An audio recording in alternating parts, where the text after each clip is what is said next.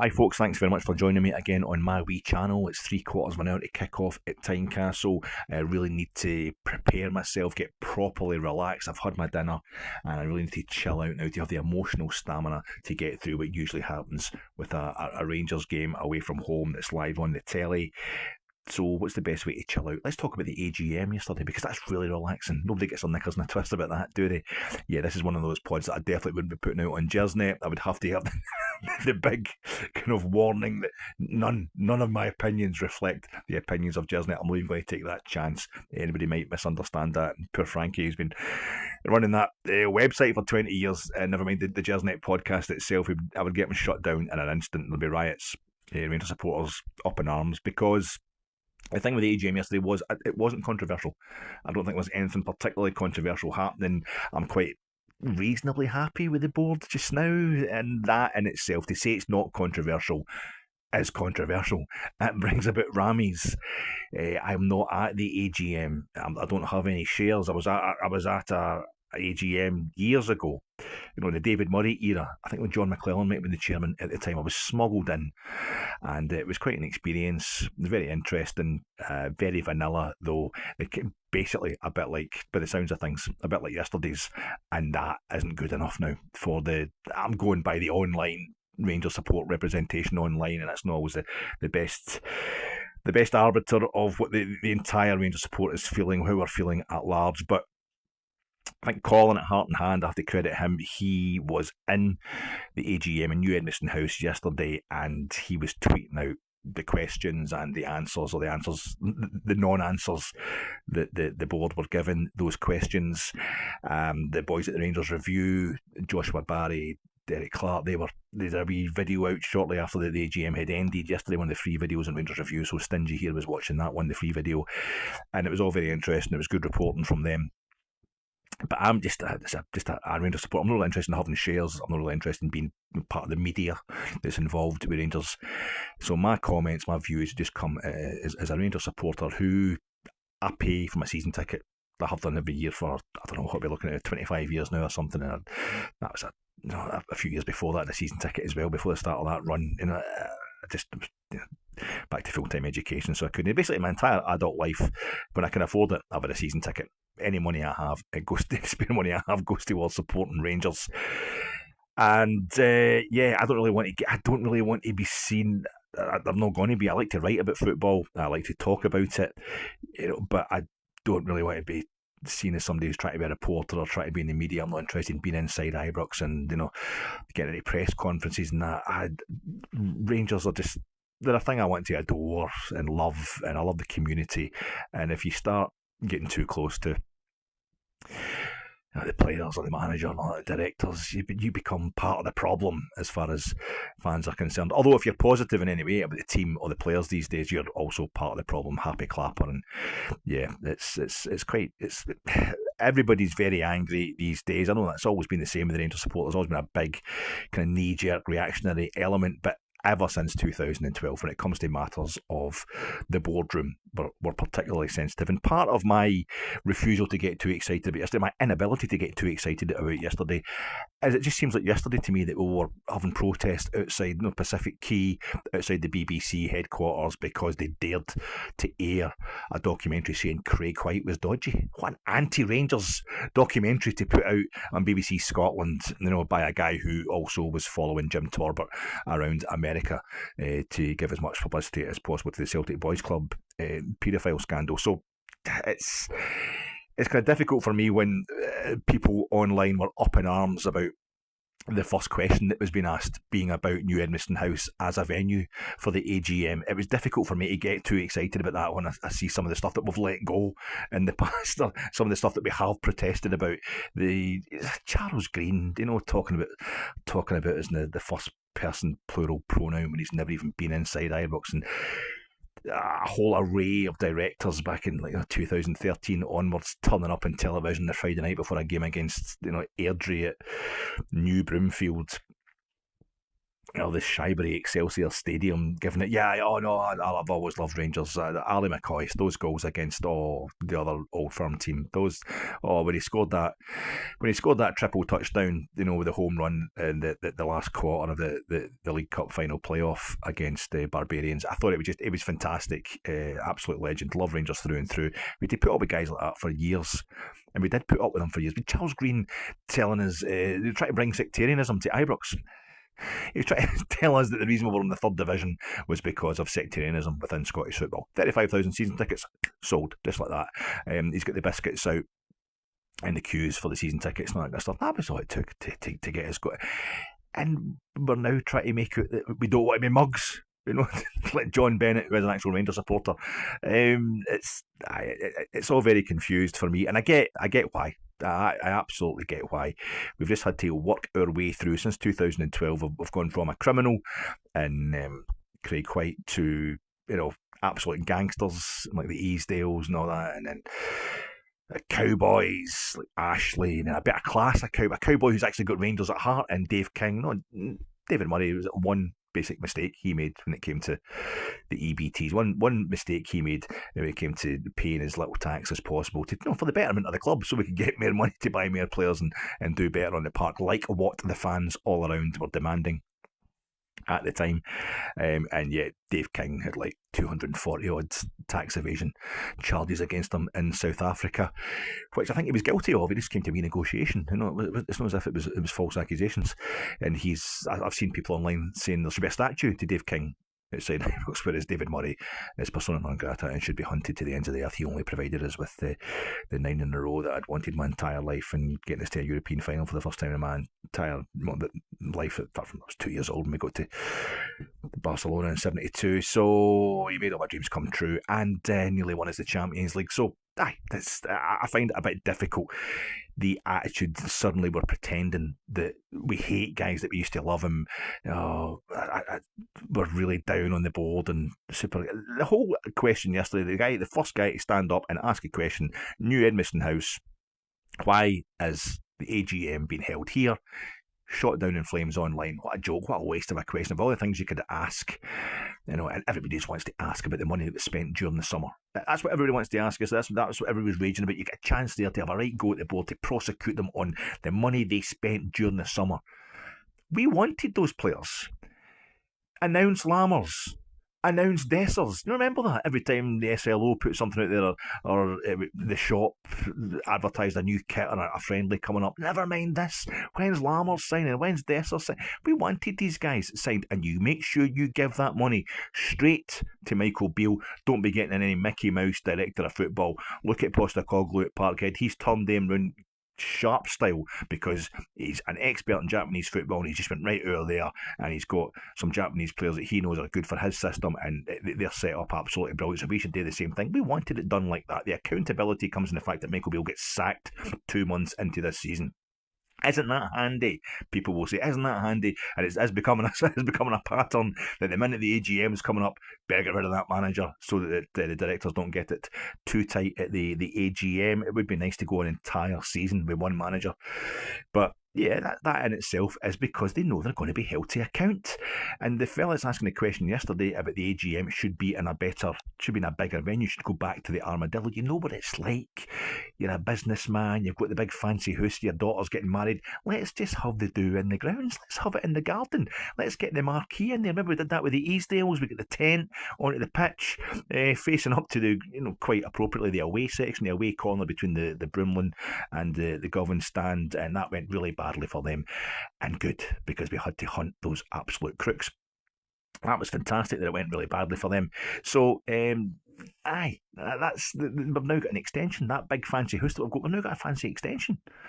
Let's have it in the extension. Let's get the other daughter can get married. She can have the pictures at the bottom of the stairwell that we got put in, and we'll get the registrar or the minister over to the house, and we'll all get it done here, and we can have a big party in here, and that big extension is New Edmiston House in the world that we all envision for Rangers, where everything is absolutely perfect. The world that will never exist, because even at the height of stuff under David Murray, before anybody knew about EBTs or had any real problems with the man, people were all around me were still complaining. They were complaining like hell. We're winning the league 9 in a row, but people saying, "Aye, but this doesn't make us any better in Europe. What's the point of winning the league if you can't do better in Europe?" And you're just like, that attitude then leads to a situation where, anyway, a situation where you're in the third division. So I'm a bit bitter about stuff, but yeah, we're yesterday we're having a go at this guy for raising this question about having the AGM in New Edmiston House. And New Edmiston House I'm really proud of it. It's great. It's a place for Rangers fans to go, and when you're paying money for your drink, it's going straight to Rangers. We're all worried about the money. We've been rightly worried about money since 2012. That's a great way of putting your money straight into Rangers. If you don't want to do it, you don't have to go there. It's like a big concrete barn, basically. I think they built it like that so they can just hose it down in the inside after every home game and sweep the water out, and that's it cleared up. But it's holding concerts. It's holding all these fan forum events. But it's not as big as the Armadillo. And if the more fans you can get and the more shareholders you can get in to face up to the directors, the more accountable they are. It's about accountability. Why did people have a problem with this man asking this question? I can see why people had a problem with the fella who asked the question, or just basically said to James Bisgrove, you know what it's like when you go to Seville after what happened in the Europa League final. We're going to play Real Betis next Thursday. I've got a holiday home in Spain. Do you want to come and join me? If you're going to hit on somebody, that's fine. Just maybe no waste the time with the AGM, the shareholders when you're doing that. But that's democracy. You're wanting accountability. You want these directors to be facing up to the supporters, facing up to the guys who are putting money into Rangers. Well, that's what you get. You kind of get to pick and choose the questions that people will ask. And that's what I like a bit of weirdness. I like a bit of wackiness. That AGM I was at years ago, in the Armadillo or in the auditorium, I remember somebody stood up at the beginning. I can't even remember what it was they were talking about. They were talking about being ashamed. They ended up by saying, they were so angry. They were working themselves into a frenzy about this issue they were really angry about with Rangers. And he said, it makes me ashamed. He just said it makes me ashamed. Didn't go any further on that. He sat down in the board, dismissed his question the way they usually do. And they go to the next person who gets the microphone, and that person goes, "Well, before I say anything, before I ask my question, it's like to say, I've never been ashamed to be a Rangers supporter." The whole place goes wild. Well, the guy didn't say he was ashamed to be a Rangers supporter. It was just that kind of easy, crowd-pleasing nonsense, and everybody else who stood up after that prefaced their question with the same kind of, "I've never been afraid to be a Rangers supporter."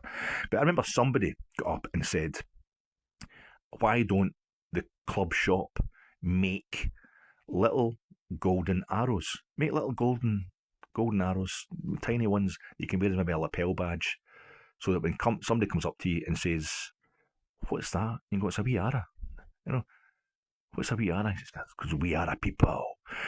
And the place all fell about laughing, absolutely fine, really quaint, really nice, and not a bad idea actually, I thought, at the time, apart from the obvious kind of fascist connotations of wearing an arrow but on your lapel. But it was a laugh, and I don't think it was any worse or any weirder than the fella talking yesterday to James Bisgrove about his holiday home in Spain. That's democracy for you. The disabled section, the wheelchair supporters, where they're getting put, I didn't actually understand the answer, to be honest. But I also saw not as many people that were upset with the first question about the venue of the AGM, but I saw people actually saying, "Oh, why are we asking this question again about the disabled supporters? Why are we asking about the wheelchair section?" I get asked at the fan forum. It should get asked every fucking 2 minutes, as far as I'm concerned. It's an absolute shame what's happened.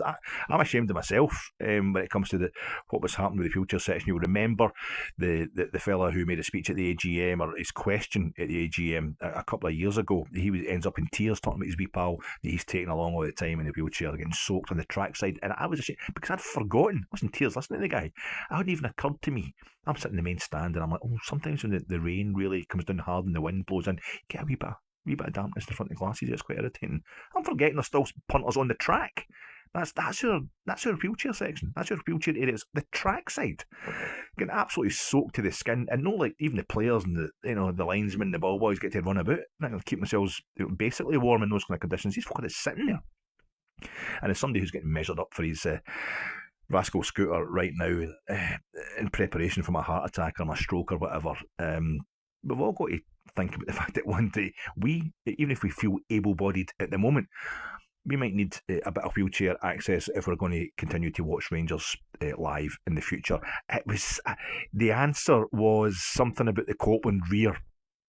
Now, I don't know if they've put a platform at the front of the Copeland rear. I think similar to the bar 72 thing they've got at the front of the Govan. It's the balcony bit, if you like. They've put more rows of seats at the front of the balcony.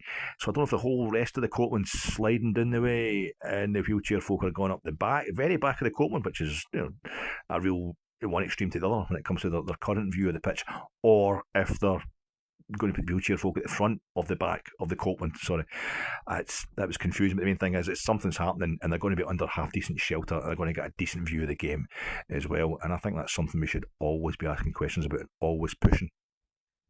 The £10.5 million loss, John Bennett dealt with that quite swiftly. People were asking, well, what's happening to £10.5 million? Is that going to affect our ability to buy players in January for a new manager? Is it going to affect the ability to buy players going forward? And he's like, don't worry about that. I'm dealing with that.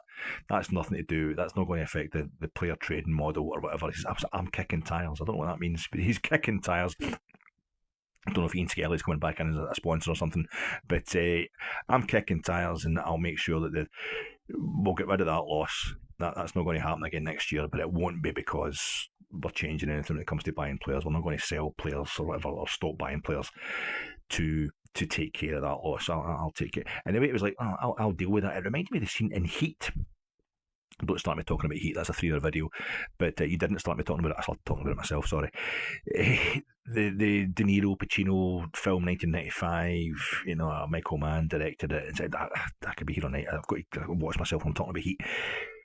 But there's a bit in that where the police, the Heat, have kind of they've cut into the Neil Macaulay, played by Robert De Niro's crew, where they're preparing for this bank heist, and they know that the police are onto them.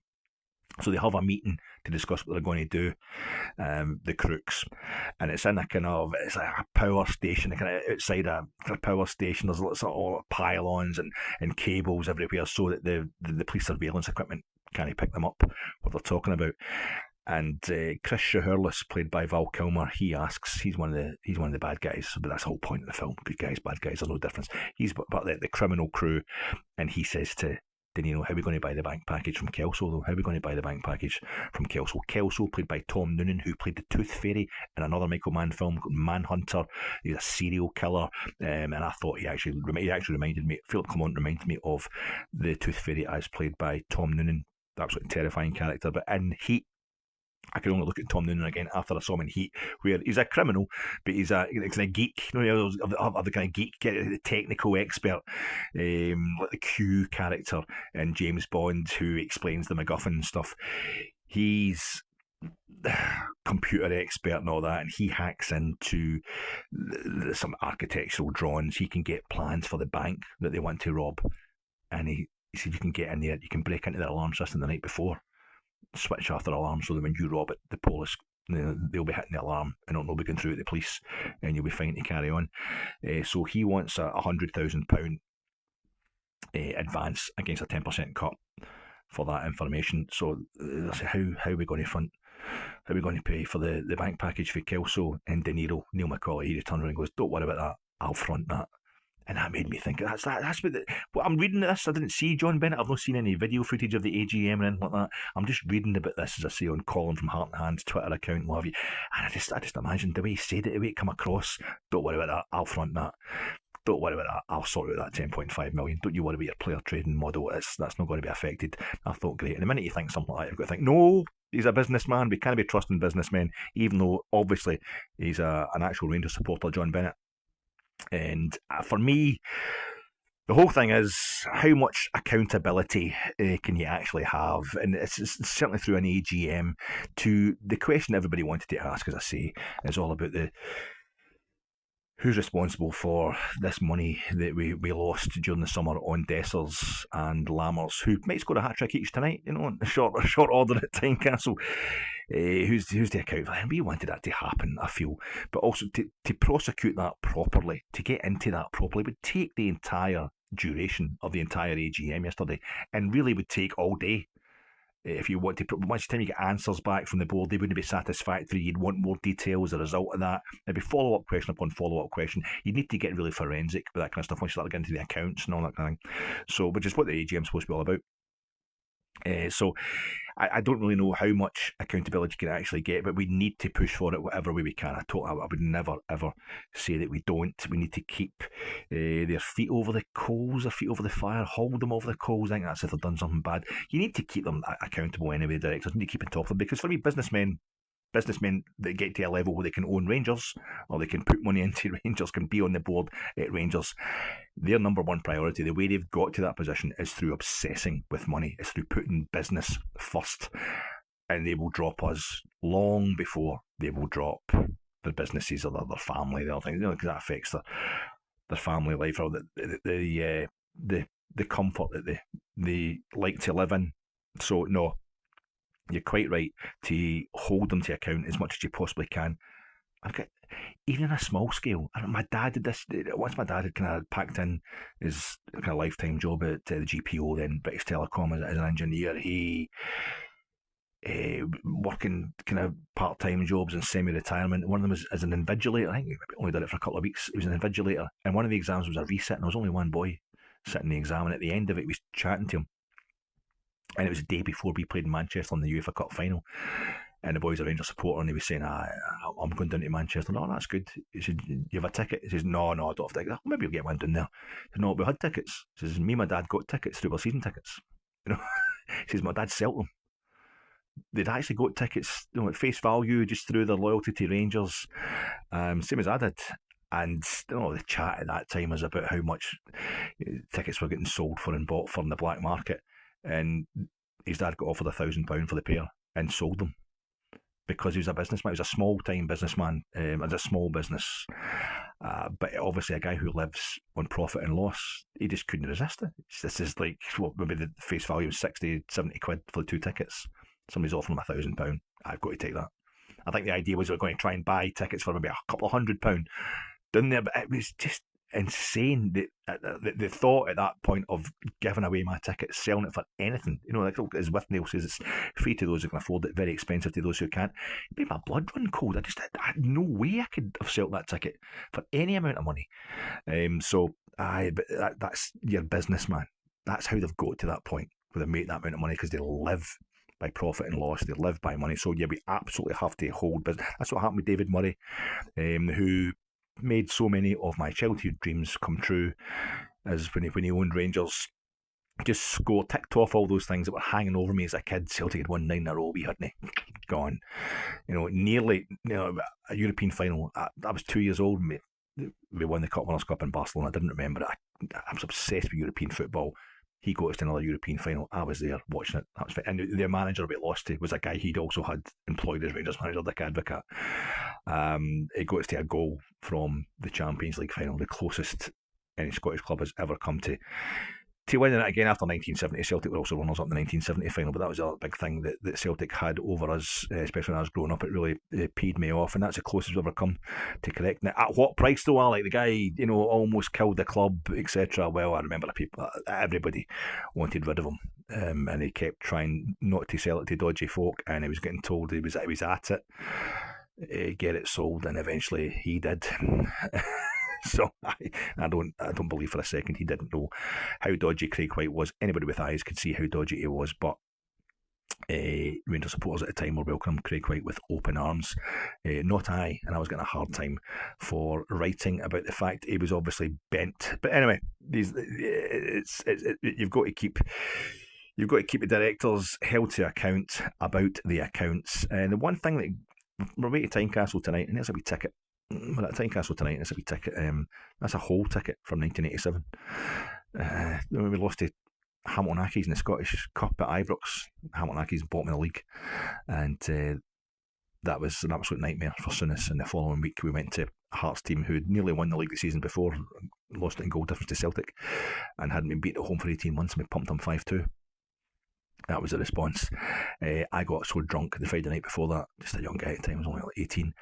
I woke up with my ticket in my pocket. I hadn't been to the game, I hadn't made the train or in. My mates went through themselves. I was totally hungover, and I woke up and Rangers were winning this game 5-2 at Tynecastle, and that's my whole ticket there. It's never get split in two there. I didn't hand over that portion at the turnstile. And Tynecastle in those days was a death trap. That end, we're on the other end now, the small allocation we get, but it was an absolute death trap. And we used to go through them with thousands twice a season. And one of the questions yesterday, another question was to the SLO about our ticket allocations. I've seen people online today, etc., saying, well, who cares about that? We know that we only get 500 tickets for Tynecastle. Get used to it. That's just a situation. There's like 15,000 folk applying for tickets for Tynecastle. No, these bastards danced on our grave when they thought we had died in 2012. And Hearts fans will be singing about it tonight. After I shat myself when Hearts got into trouble, I felt really bad for Hearts. Remember us clapping them around the park at Parkhead, and they beat us in the Scottish Cup final in '98. Oh, Walter Smith's last game at that point.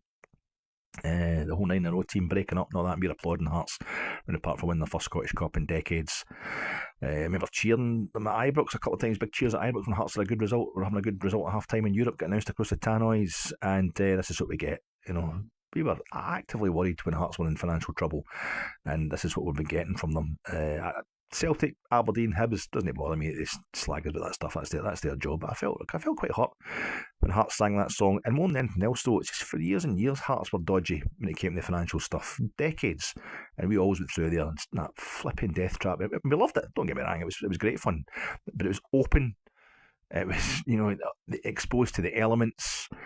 And we always went through there in huge numbers to Tynecastle and helped keep Hearts afloat in our own particular way. You're not supporting vocally or emotionally Hearts when you're at Tynecastle as a Rangers supporter, but literally you are supporting them. The very epitome of being a football supporter. It means the definition is you are supporting financially that particular club. And when you go through to Tynecastle, you're supporting Hearts as much as you're supporting Rangers. And let me celebrate what happened to us. I feel as if it's the same throughout the whole of Scottish football. We're not giving supporters, the whole Broomlin at Ibrox. That's only a problem when it comes to Celtic. Everybody else, the section they get is more than enough for them. For us, though, we are getting asked to give over half of Hampden to Aberdeen fans when, half of Hampden is 5,000-6,000 more than the whole of Pittodrie. It's almost half, just under half of what we have as a season ticket holders allocation at Ibrox. So I feel as if we should be pushing for a one ticket extra per season. We should be getting a whole away stand at Tynecastle, as we do at Easter Road most of the time, but that gets played about with as well. We should be getting one stand every ground we go to, be it a side stand or a behind the goal stand, whatever suits the police better. But that's something we should keep pushing for, and that's what it is. It's democracy. People will ask the questions that they want to ask. They're not always going to ask the questions that you want to ask when it comes to an AGM. We've got to work towards a model of kind of fan ownership. And I think just now, unfortunately, the only model we can achieve, I think the Club 1872 thing showed a noble and brave enterprise, particularly when you know the infighting and the bitching that all come about round about that. I don't even understand who's in charge of what now with that. I never understood how it worked properly. I was never going to get involved. But I think the only model of fan ownership at this moment in time, especially at Rangers, that's going to work is to have a fan who owns the club, and we need to make sure we get the checks and balances in there to keep on top of them. But I think yesterday's AGM was only controversial because it wasn't controversial enough, and I think we need to see if this new manager, Mr. Clement, can get back to winning ways away from home tonight at Tynecastle and keep it going the way we all hope he can. I'm quite happy with the way things are going just now. But that's my 2 cents on the AGM. It wasn't great, but it wasn't terrible either. It just all comes back to how Rangers are doing on the park right now. It looks like we've got people in charge who are, they're going to take their money. But it's up front that they're taking the money because they put money into the club. there's a certain amount that they want to get back. There's no, I'm going to, for every five Celtic spend, I'm going to spend a tenner kind of flashiness going on just now. There's no grand promises being made. But we had Ross Wilson. Remember Ross Wilson at the AGM? He was chewing up the scenery, Ross Wilson, a couple of years ago. He was absolutely fantastic. You know what I mean? It was a kind of mix of, it was a guy, Brian Swanson, that was on Sky Sports News. Real kind of like talked in a way that was, as I say, chewing up the kind of scenery. Totally, really compelling, and like a Tom Jones impersonator. I thought he was going to grab the mic, Ross Wilson, off one of the shareholders who was going to ask a question, and just start giving us a few numbers, and he's gone. He's hunted, because the whole away end at Fir Park, both tiers, I've got holding up banners with either his face or Stuart Robertson's face on it, with a big red cross through, or both of them, both their faces. And both of them are gone. There's plenty of accountability around just now at Ibrox for the directors. They know the score. That's why they're acting the way they're acting and getting rid of managers so quickly. And Michael Beale takes most of the blame, I think. I don't think we can blame the board for backing Michael Beale for the signings he made in the summer, and he takes that blame with him when he gets sacked after 2 months. No messing about. I'm okay with the way things are going just now, but yeah, I have to caveat that with, like, we'll never really know. I will certainly never really know what's going on behind the scenes. And we've got to keep pushing to make sure that we know as much as we possibly can, and us as supporters have as much influence as we possibly can on the board. That's it. That's my 2 cents worth. Go on, Rangers, at Hearts tonight.